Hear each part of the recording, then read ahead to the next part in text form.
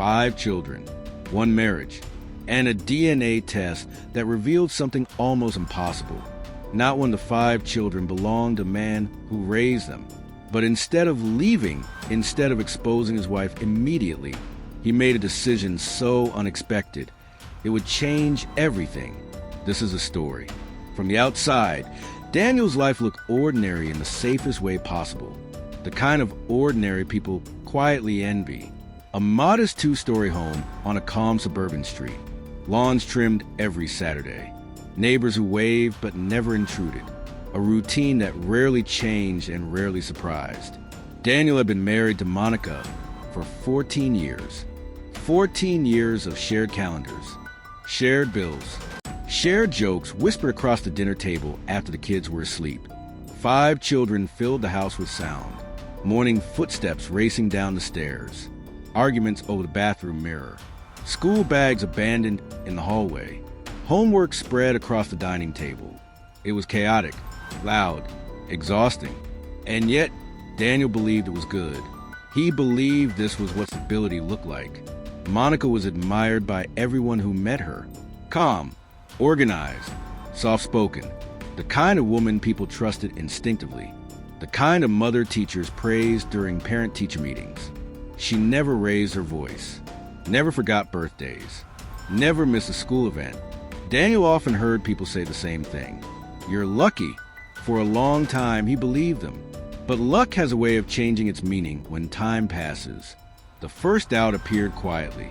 So quietly that Daniel barely noticed it. It came during a routine checkup for their 3rd child. The nurse frowned slightly while reviewing the chart.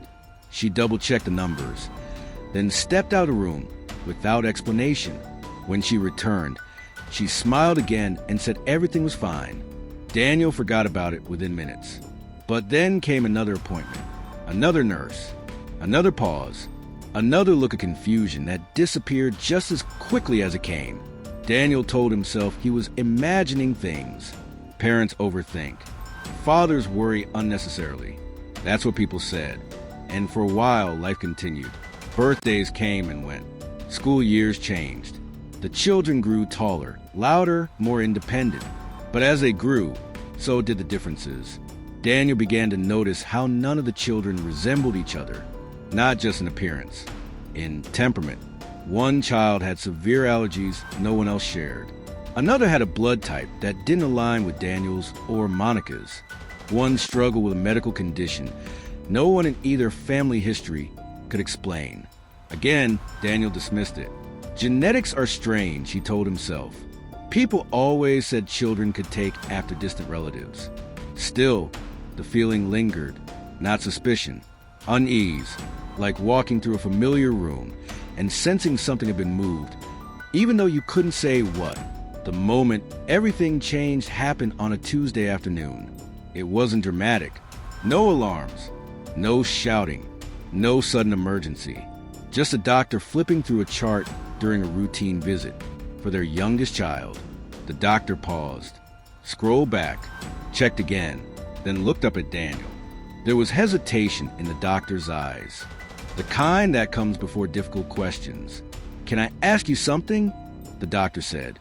Daniel nodded, distracted, already thinking about work emails waiting on his phone. "Are you the biological father?" The question landed softly, so softly that Daniel laughed. "Yes," he said. "Of course." The doctor nodded slowly. "All right," he replied. "Just checking." That should have been the end of it. But the doctor didn't explain why he'd asked. And Daniel didn't ask him to. The drive home was quiet. Daniel replayed the moment again and again. The pause, the look, the careful tone.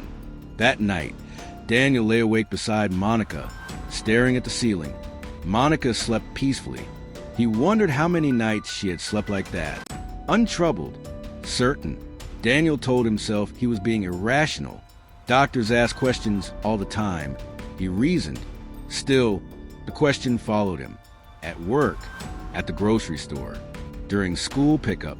"Are you the biological father?" He began paying closer attention. He noticed how strangers sometimes assumed he was a stepfather. How people commented on how different the children were from each other. He noticed how Monica deflected certain questions with ease, how she changed subjects without appearing to change them at all. Weeks passed. Daniel tried to forget.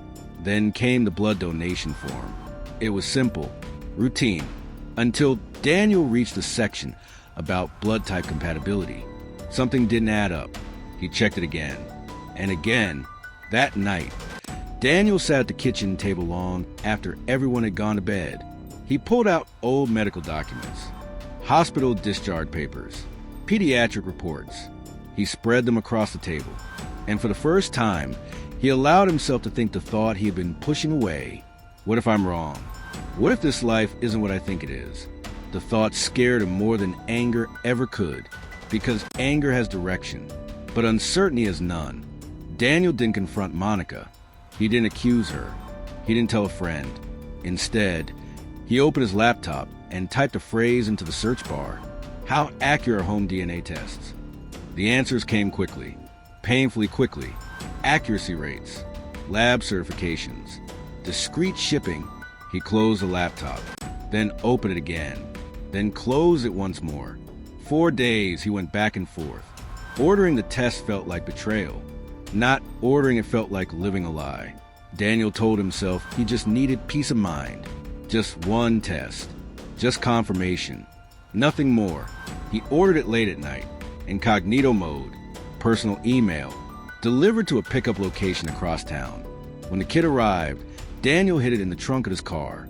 It stayed there for days. He would open the trunk, see it, then close it again.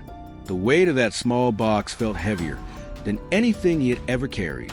Finally, he chose one child. The choice felt random, but it wasn't. It was a child who had raised the most questions over the years. The child whose medical records never quite aligned. Daniel collected the sample carefully. Methodically, he followed the instructions twice to make sure he didn't make a mistake. He sealed the envelope, dropped it in the mailbox, and waited. During the wait, Daniel watched Monica more closely than he ever had before. Not with suspicion, with curiosity. He noticed how effortlessly she managed everything, how nothing seemed to rattle her, how she always appeared to be exactly where she was supposed to be. The results arrived 2 weeks later. Daniel opened the email alone, sitting in his car, engine off, windows up. He read the first line, then the second, then the third. He refreshed the page. He checked the name, the sample number, the date. His heart began to pound. The report was clear, too clear. Probability of paternity, 0%. Daniel felt something detach inside him. Not anger, not sadness, disbelief. He laughed out loud, a short, sharp laugh that sounded foreign in the quiet car. Labs make mistakes, he told himself. Tests fail, data gets mixed up. That had to be it. Daniel ordered another test immediately. A different company, a different lab, another child. This time, he didn't hesitate. The second result arrived faster than the first. Daniel already knew what it would say, and when he read it, his hands started to shake. 0%. The air in the car felt thin. Daniel stared at the steering wheel, his mind racing through explanations that collapsed as soon as they formed. He ordered a third test, then a fourth. By the time the fifth kit was mailed, Daniel wasn't trying to prove anything anymore. He was bracing himself. The final report arrived on a Sunday morning. Daniel didn't open it right away. He sat at the kitchen table while his family slept. The house was quiet, peaceful. He opened the email. 5 children, 5 tests, not a single biological connection. Daniel felt the room tilt, but the shock wasn't over. The report didn't just say he wasn't the father. It identified something else, something far worse. Each child had a different biological father. Daniel closed the laptop slowly, carefully, as if any sudden movement might break the world completely.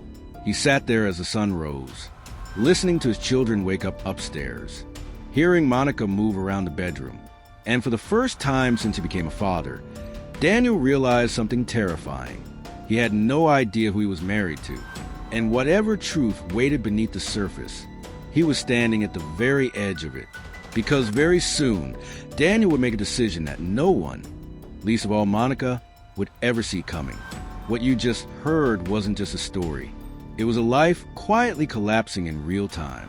5 children, years of trust, and a truth revealed in silence. Now ask yourself this. If you were in Daniel's place, would you speak up immediately?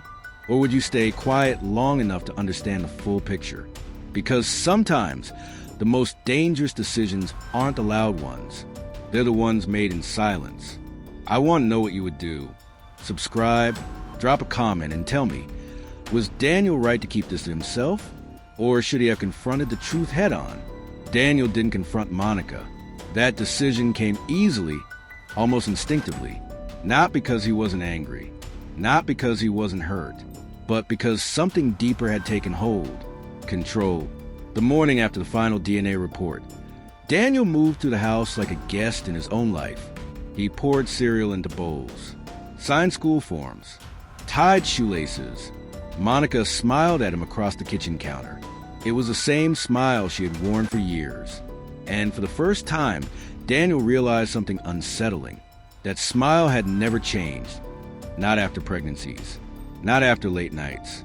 Not after moments that should have left cracks. It was steady, practiced. Daniel watched the way one studies a stranger in a crowded room, carefully, quietly, without being seen. At work, he couldn't focus. Emails went unread. Meetings passed without him hearing a word.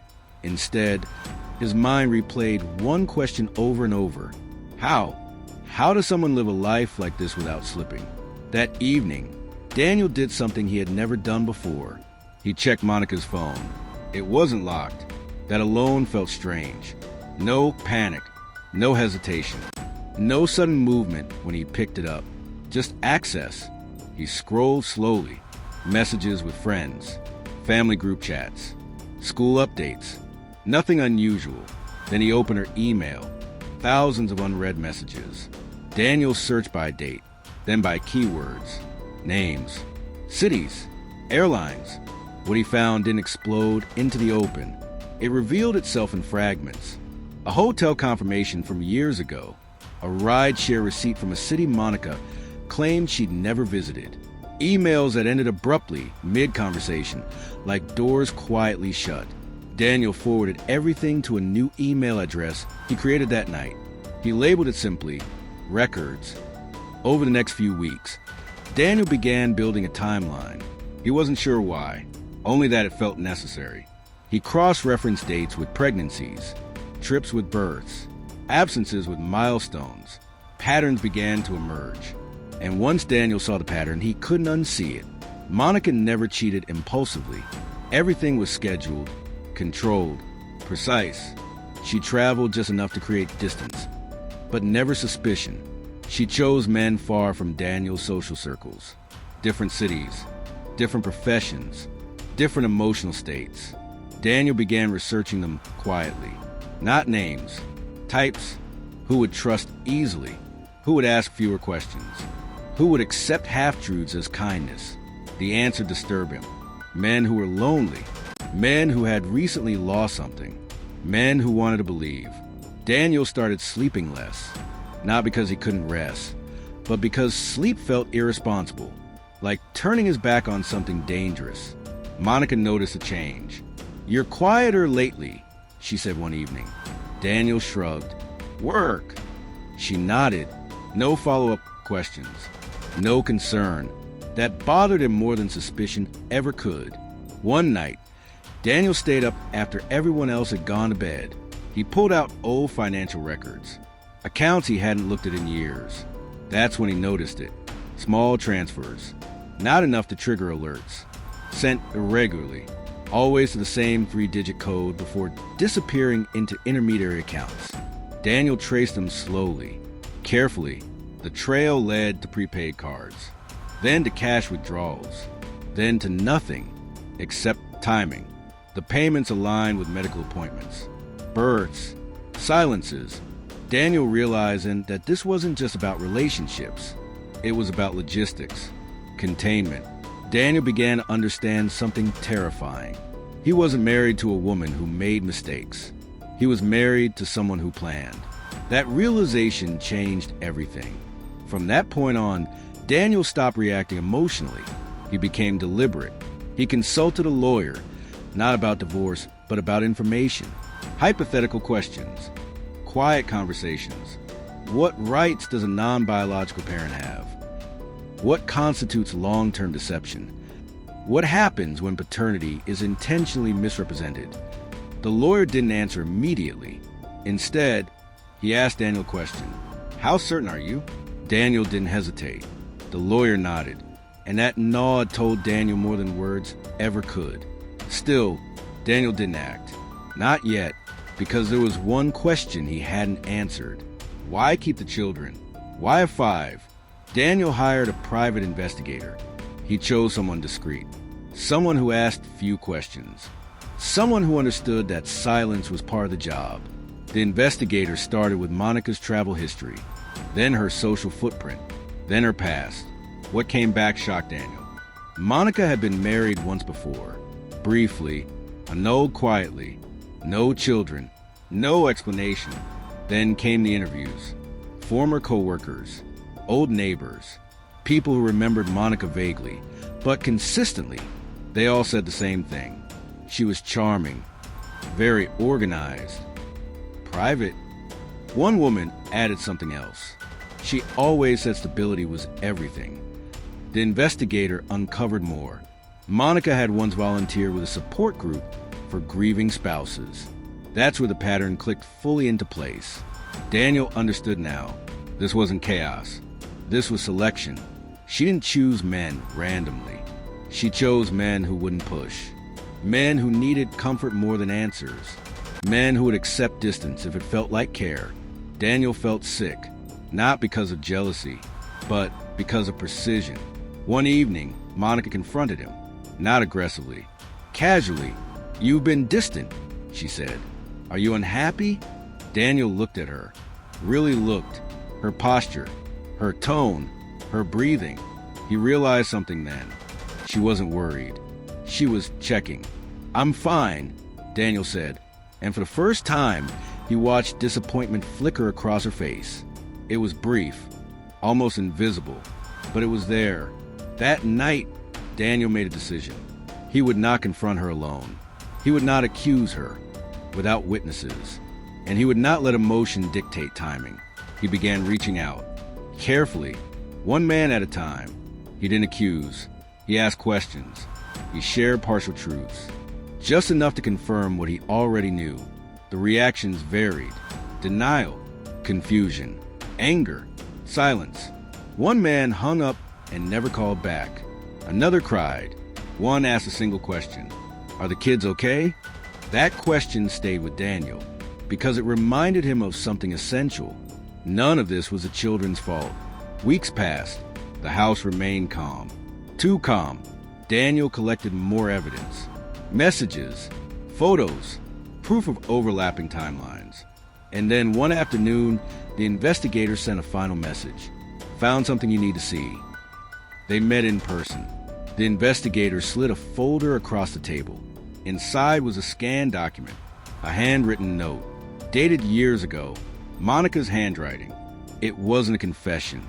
It was a calculation, a list of names, cities, and next to each one a word. Reliable, emotionally available, won't question. Daniel felt his throat tighten. This wasn't survival. This was strategy. That night, Daniel sat alone in his car again, but this time he wasn't shaking. He was clear. He knew exactly what he needed to do next, and exactly how dangerous it would be. Inside the house, Monica tucked the children into bed. She kissed their foreheads, smiled, turned off the lights. She had no idea that the world she'd built so carefully was already cracking, because the next move wouldn't come from anger. It would come from exposure. And when Daniel finally decided to act, it wouldn't just change their marriage. It would bring every hidden truth into the same room at the same time. And once it happened, there would be no way back. Be honest. At this point, do you trust Daniel's patience? Or does it make you uneasy? I want to hear your take. And if stories like this keep you thinking long after they end, make sure you subscribe. You won't want to miss what unfolds next. Daniel understood one thing now with painful clarity. Waiting was no longer enough. Information had become a burden. Knowledge demanded movement.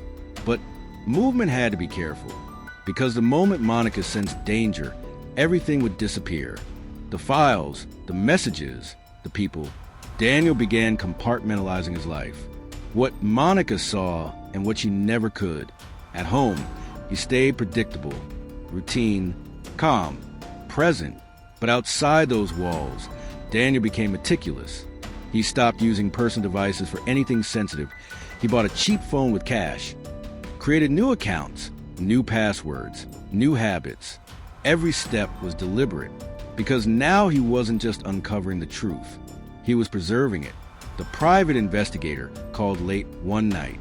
"I think you should come see this in person," he said. Daniel didn't ask questions. They met in a nondescript office miles from Daniel's neighborhood. The investigator laid out printed photographs, not intimate ones. Worse, pictures of Monica in ordinary settings with different men at different times in different cities. Restaurants, airports, hospitals. Always calm, always composed, always in control. This wasn't impulsive, the investigator said quietly. She repeated the same pattern over and over. Daniel nodded. He already knew. But then the investigator showed him something new. A scanned copy of a signed document, a consent form. From years ago, Monica had listed an emergency contact. Not Daniel, someone else. Daniel felt the room tighten. "How many?" he asked. The investigator hesitated. "At least 4, he said. "Possibly more." That night, Daniel didn't go home immediately. He sat in his car, engine running, staring at nothing. It wasn't the betrayal that hurt anymore. It was the realization that he had never been the primary plan. He had been the anchor, the structure, the cover. Daniel returned home later than usual. Monica didn't ask where he'd been. She never did. Instead, she handed him a list of school expenses and asked him to transfer money. Daniel did it without comment. And that's when he realized something else. Monica trusted predictability, and predictability was her blind spot. The next phase of Daniel's investigation focused on one thing: behavior, not past behavior, current behavior. He installed discrete monitoring software on the home network.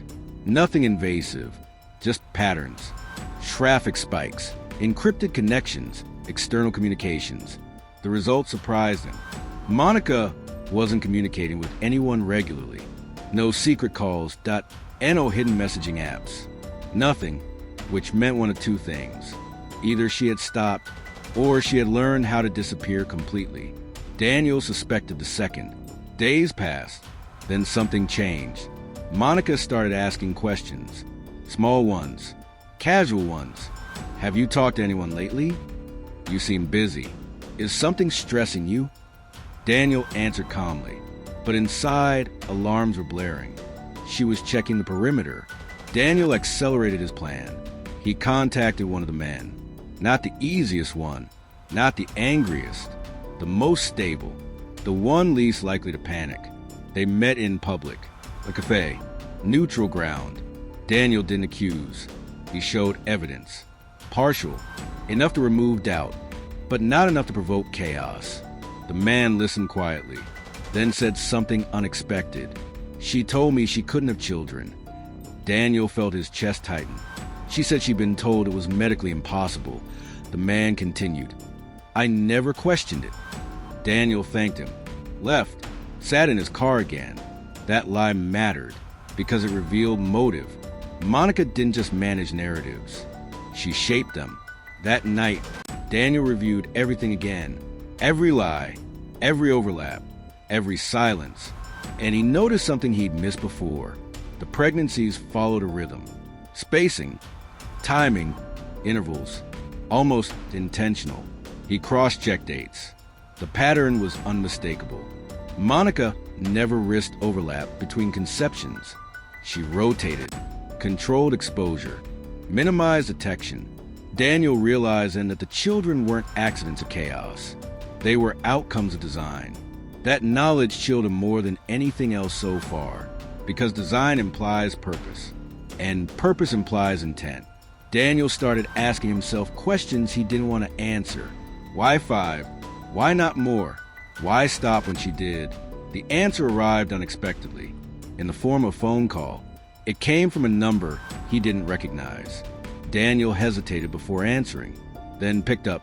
"I think we need to talk," a woman's voice said. Not Monica, someone else. They met 2 days later. The woman introduced herself as a former colleague. She looked nervous. "Monica doesn't know I'm here," she said. Daniel said nothing. "I overheard something years ago," the woman continued. "I didn't understand it then." She paused. She said she had finally reached the number. Daniel felt his stomach drop. "What number?" he asked. The woman shook her head. She didn't say. Daniel drove home in silence, because he already knew. That night, Daniel went into the attic.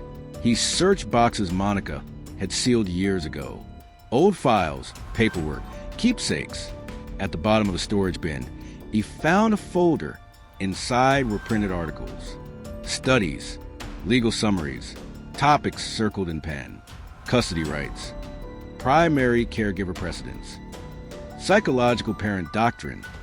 Daniel's hands trembled slightly. This wasn't about love. It wasn't even about deception. It was about positioning. Daniel now understood the end game. Monica had been building leverage, time, consistency, dependence. The children were the center, not as individuals, but as anchors. Daniel closed the folder carefully, put everything back exactly as he found it, because now confrontation would be fatal. He needed one thing before he moved forward: consensus, not legal, human. The men needed to know each other existed, but timing was everything, because the moment Monica sensed coordination, she would disappear, or worse. Daniel began reaching out again, one message at a time, carefully phrased, neutral tone, no accusations, just truth. Some men responded immediately, others took days. One didn't respond at all. Then came the message Daniel wasn't prepared for. It came late at night. 3 words. "She knows." Daniel stared at the screen. Another message followed. "She asked about you." Daniel didn't reply, because he understood what this meant. Monica had detected movement. The perimeter had been breached. Daniel stood in the dark kitchen, listening to the house breathe, the children asleep, Monica upstairs, calm, still. For the first time since the truth surfaced, Daniel felt something unfamiliar. Fear, not for himself, for timing. Because now, whatever happened next could not be undone. And if Daniel made the wrong move, Monica wouldn't defend herself. She would erase the board. And Daniel would lose everything before the truth ever saw daylight. As he turned off the lights and headed upstairs, one thought repeated in his mind. The investigation was over. The confrontation was coming. And soon, Daniel would realize that Monica had been preparing for that moment far longer than he had. If you're not subscribed yet, now is the moment. Stories like this don't just unfold. They reveal who people really are under pressure. Before you go, think about this. At this point, is Daniel still in control? Or has Monica already anticipated every move he can make? And if you were in his position, would you act now or wait, knowing hesitation could cost you everything? Drop your thoughts in the comments. Daniel had always believed in quiet strength, in steady hands and patient hearts. But now, even his patience was being tested beyond its limits. Monica's awareness as growing investigation changed everything. Like a shadow shifting a room, her presence became sharper, more elusive. She moved through the house with practiced ease, but Daniel saw the flickers beneath. The slight hesitation before she answered his questions. The way she carefully avoided eye contact when certain topics arose. It was clear Monica was preparing for what Daniel could only guess. But whatever it was, it would not be simple. One morning, a package arrived, Anno sender and a return address. Just Daniel's name scrawled in unfamiliar handwriting. He opened it carefully. Inside was a thin envelope and a small, unmarked USB drive. The envelope contained a single typed message. Some truths are better left buried. Daniel's heart pounded. He inserted the USB into his computer, hands trembling slightly. What he found inside was unsettling. Videos, photographs, emails, all meticulously organized. The files documented years of Monica's interactions, not only with the men Daniel had contacted, but with others he had never known about. The videos were short but telling. Monica meeting men in cafes and hotels, sometimes alone, each encounter calm, collected. No passion, no chaos, just purpose. Daniel watched, unable to look away. The final video was different, longer, shot from a hidden angle.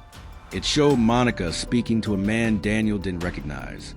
They exchanged envelopes, words inaudible, but the tension was clear. Daniel rewound, watched again. Something about the man's face caught his attention. He paused the video and zoomed in. A tattoo, a distinctive scar on the left cheek. Daniel grabbed his phone and began searching. The image matched a known local figure, someone linked to a small but dangerous underground network. Daniel's blood ran cold. Monica's story was unraveling into something far bigger than infidelity. The next days were a blur. Daniel became consumed with connecting dots. He reviewed the USB contents repeatedly. He mapped Monica's movements, tracked the men in the videos, cross-referenced their known associates. And then another discovery, a hidden folder within the USB titled "For When the Time Comes."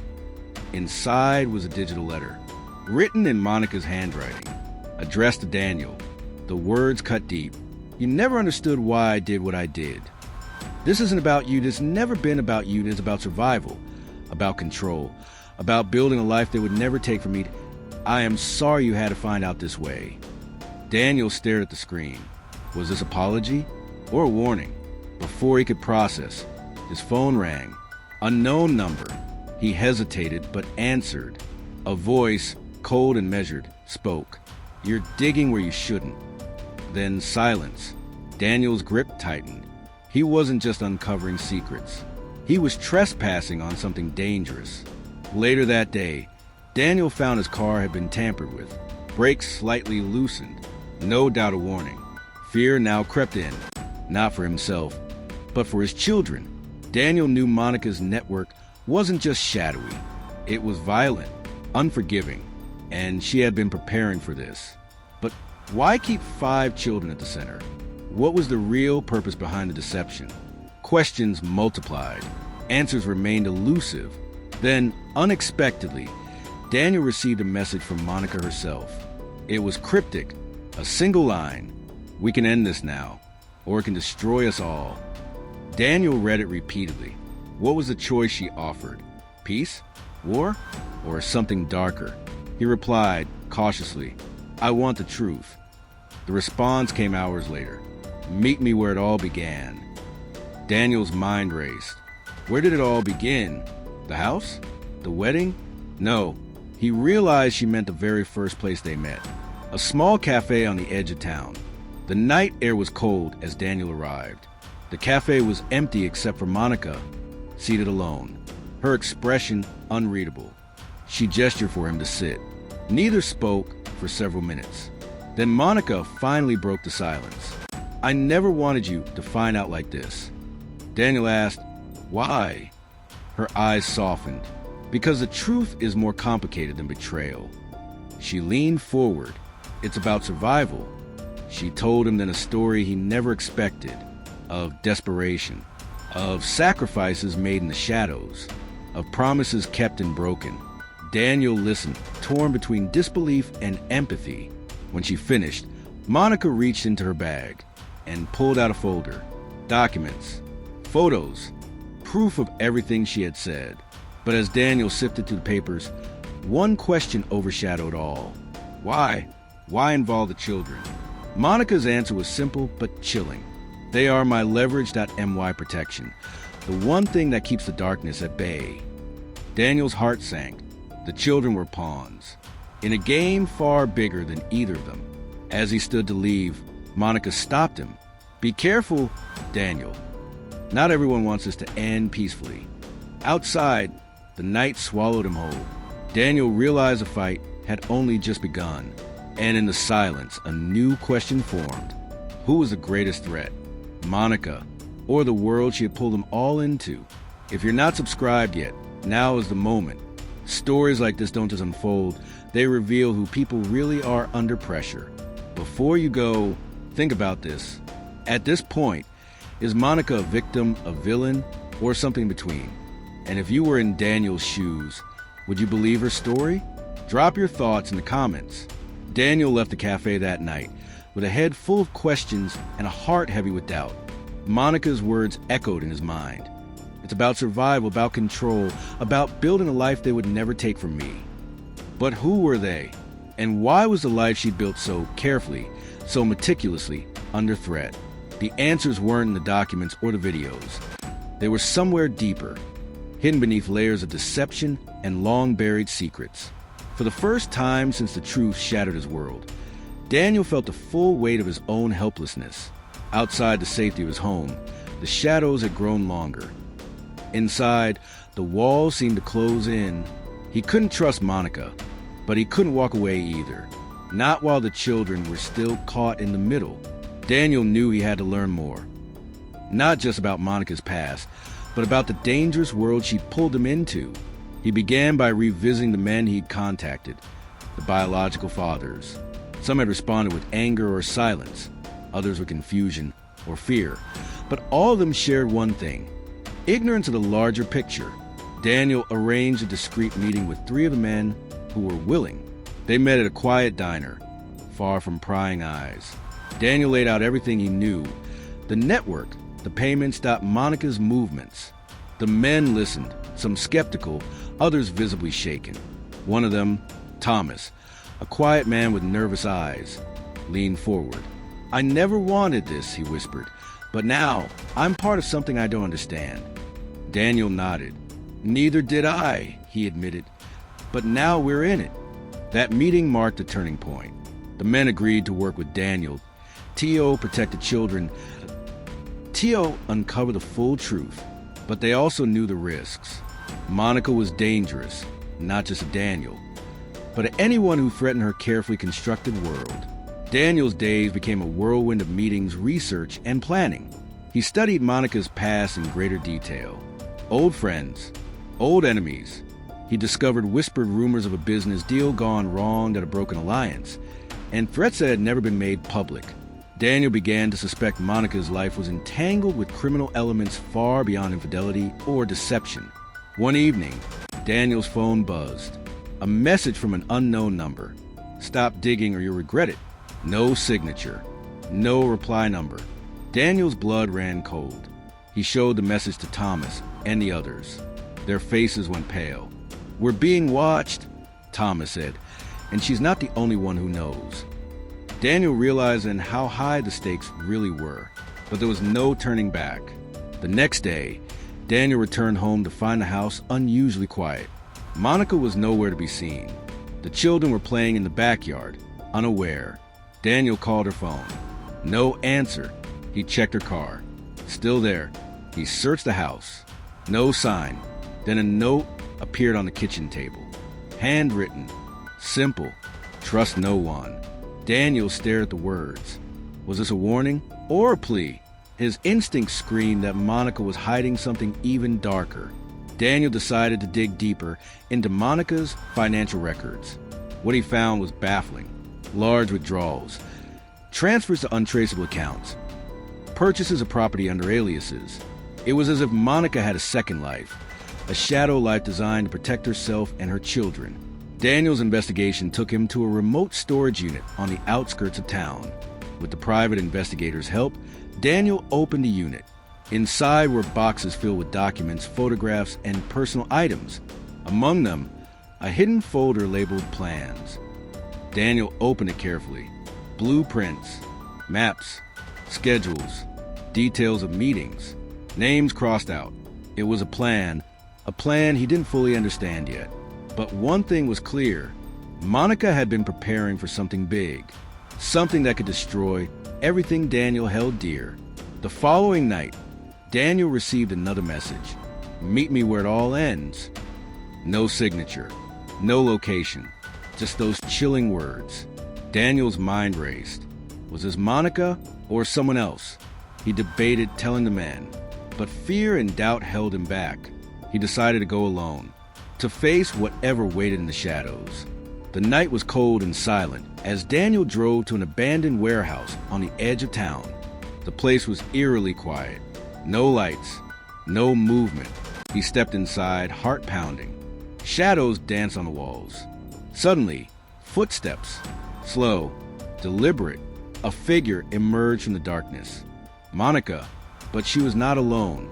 Behind her stood the man from videos, the one with the tattoo and the scar. Daniel froze. The air thickened.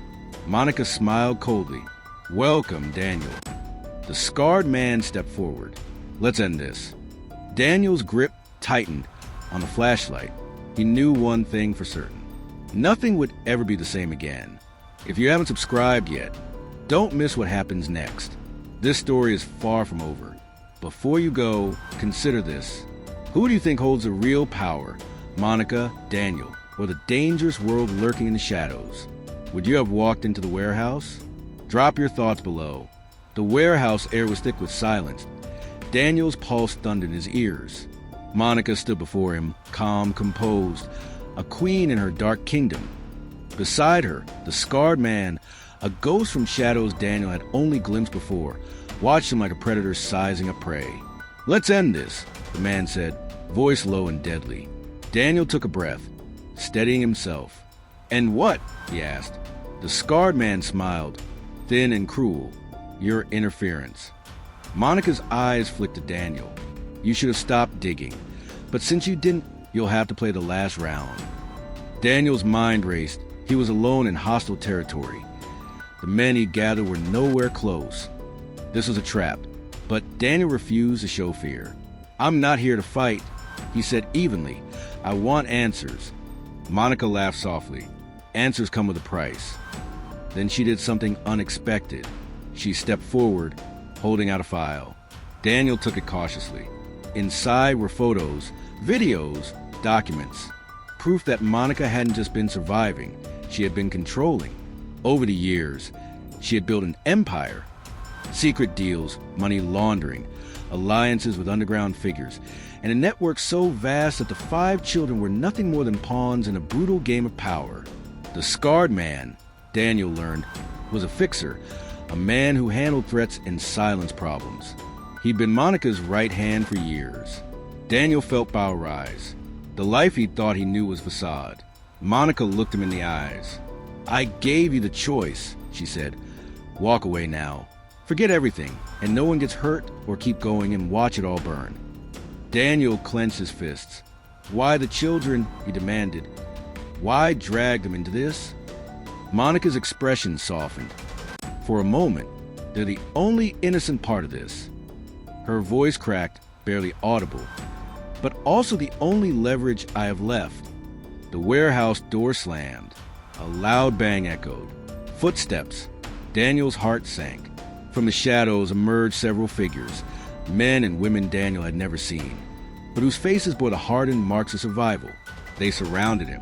Monica raised a hand, and the room went quiet.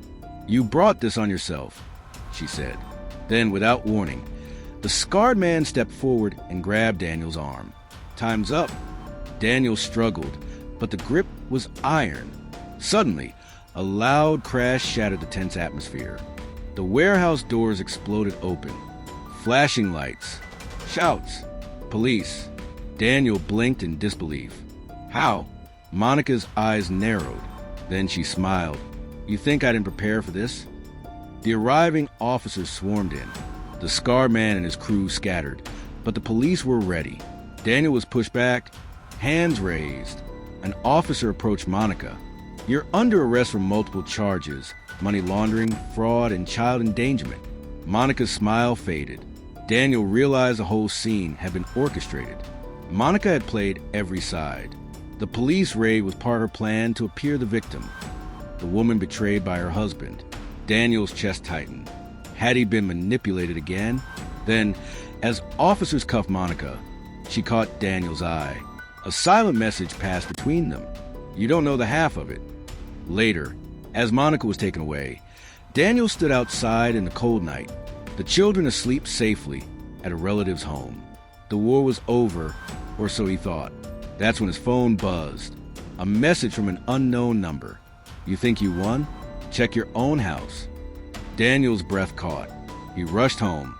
The front door was ajar. Inside, the house was ransacked. Drawers pulled out, papers shredded. But worse than the mess was a message on the fridge door, written in red marker. This is far from over. Daniel sank to the floor, overwhelmed, and then he noticed something taped under the kitchen table.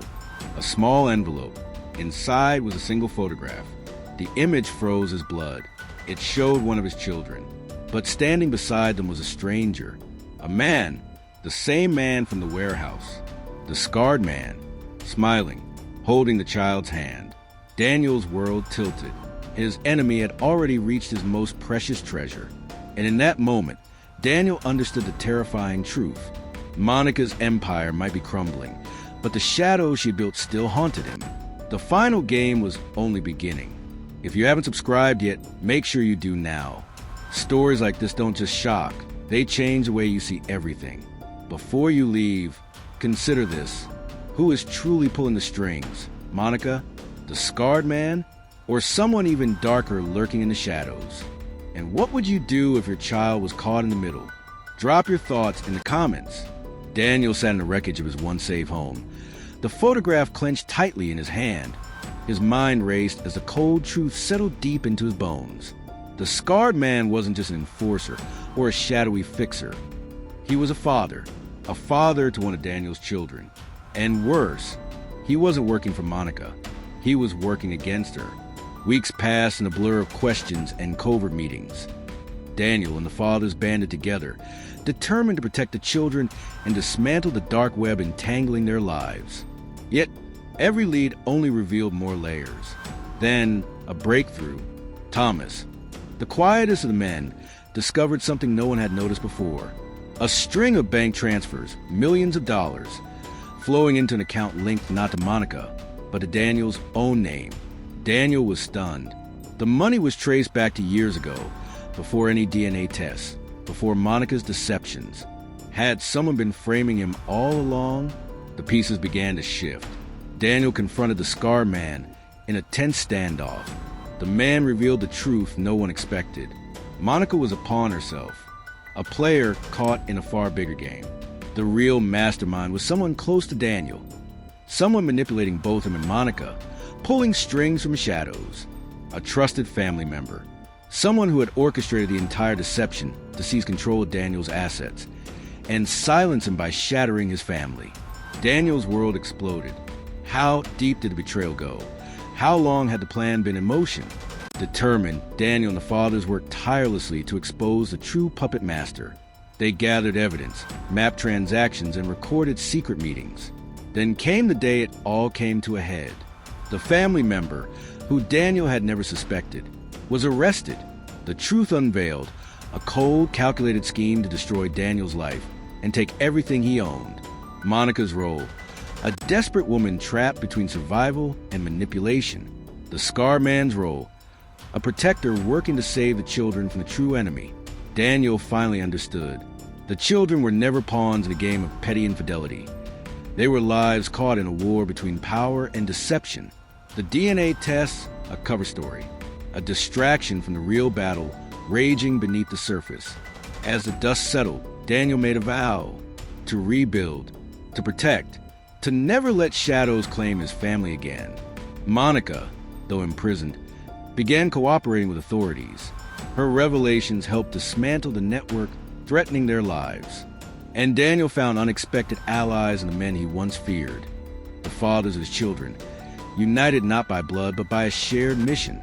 In the end, Daniel learned that truth is never simple, that betrayal can wear many faces, and that sometimes the greatest strength lies in facing the darkness and refusing to be consumed by it. If you found this story as gripping as I did, hit that subscribe button and share it far and wide, because stories like these remind us the truth is often stranger and darker than fiction. Before you go, tell me, what shocked you most? Was it Monica's secrets, the hidden mastermind, or the real meaning behind the children's paternity? And if you had to choose, would you forgive or fight back? Drop your thoughts below.